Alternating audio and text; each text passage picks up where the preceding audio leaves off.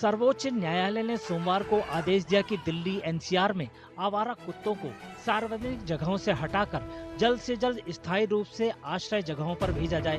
सर्वोच्च न्यायालय में न्यायमूर्ति जेबी पारदीवाला और न्यायमूर्ति आर महादेवन की पीठ ने आवारा कुत्तों के काटने की घटनाओं को बेहद गंभीर बताते हुए कई आदेश जारी किए और चेतावनी दी कि अगर कोई व्यक्ति या संगठन आदेश की अवहेलना करता है तो उसके खिलाफ सख्त कार्रवाई की जाएगी और ऐसे मामलों में अदालत के अवमानना की कार्रवाई भी की जा सकती है। दिल्ली में ये एक गंभीर समस्या बन चुकी है। बेसहारा पशुओं की, खासतौर पे स्ट्रे डॉग्स की बड़ी समस्या है।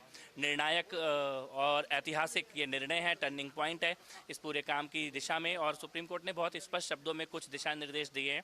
डॉग शेल्टर बनाने का, डॉग्स को उनमें लेकर जाने का, वैक्सीनेशन कराने का, हेल्पलाइन बनाने का। और हम लोग इन सभी निर्णयों को समयबद्ध तरीके से दया, करुणा और मानवता की भावना के साथ इस निर्णय को हम लागू करेंगे। दिल्ली नगर निगम के आंकड़ों के अनुसार इस साल अब तक कुत्तों के काटने के 26,334 मामले सामने आए हैं। एमसीडी के आंकड़ों से पता चलता है कि 2024 में कुत्तों के काटने के 68,090 मामले सामने आए। अलग अलग अनुमानों के अनुसार दिल्ली में आवारा कुत्तों की आबादी 3 लाख से 10 लाख के बीच है।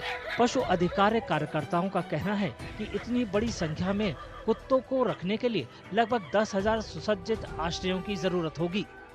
उनका तर्क है कि इनको बनाने के लिए जरूरी जमीन, बुनियादी ढांचा, संसाधन और पैसे वास्तविक संभावनाओं से कहीं अधिक हैं। There are 3 lakh dogs in Delhi.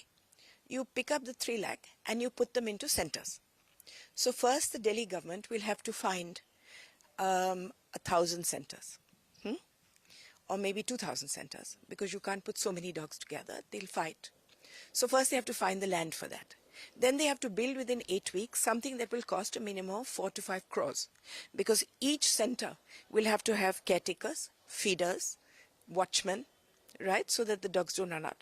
Then they have to find 2,000-3,000 places where nobody lives and then put them there. Then you're spending about 10,000 crores, which Delhi government does not have. Relocation cannot be an option. It just cannot be an option because it is illogical, it is illegal, it is impractical, it is inhumane. It is not possible to house 8 lakh dogs. Delhi has 8 to 10 lakh dogs. In a survey conducted in 2022-23, up to 10 lakh dogs were present in Delhi.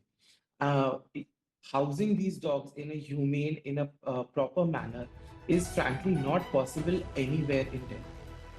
सर्वोच्च न्यायालय ने दिल्ली सरकार और गुरुग्राम, नोएडा और गाजियाबाद के नगर निगमों को सभी आवारा कुत्तों को हटाकर आश्रय गृहों में रखने का आदेश दिया है। न्यायालय ने इसके अलावा ये भी आदेश दिया है कि कुत्तों के आश्रय गृहों में कुत्तों की देखभाल के अलावा उनके नसबंदी और टीकाकरण के लिए पर्याप्त कर्मचारी भी रखने होंगे। ये तय करने के लिए कि कुत्ते सुविधा केंद्र में ही रहें, इन केंद्रों पर सीसीटीवी की निगरानी होगी।